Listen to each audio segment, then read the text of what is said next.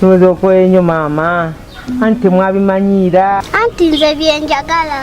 Banaye. Nabashala wakunonwa. Gusose ne kufuka wali.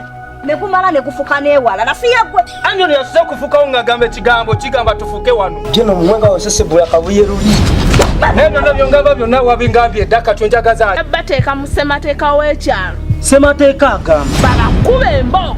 Nti woyogera nayo ali mu kuvunana ng'oli ku kitawuluzi. Emboko zikubisibwa emirundi 3. Mwenna nga buli omu agalanidde wansi. Ati wokubisaamu 280 wansi.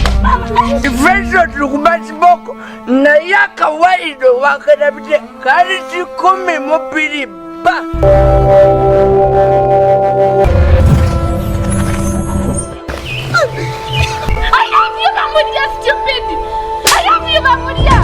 Kasoko ndo kanabana babife natufe. Ngenda kugogola ekyalo kyange.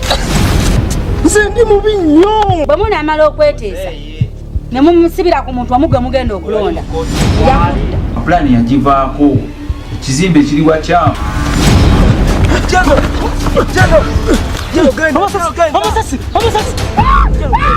Asagala bunafu. Chanjale gwe ne leero nkuwandiise. Mubadde mumanyira nga mukuba mulowooza siri muntu. Nange ndi muntu nsolo. Mulekalakalo katale. Yakana inokawa kubibala. Sama n'ebigambo. Kale. Kali sebo awo wenyini. Osimbu ne kaki. Osimbu ne kalu. Osimbu ne kaki. Nekutemera mu. Nekutemera mu. Ala ntata wange tasobola kuloga taata ompozi ko nga kitawo yaloga owange. Omwana tokinga wano emirundi mingi.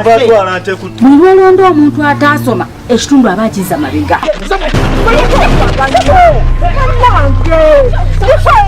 Semateeka w'ekyalo kino agamba wazza omusango ku kyalo kino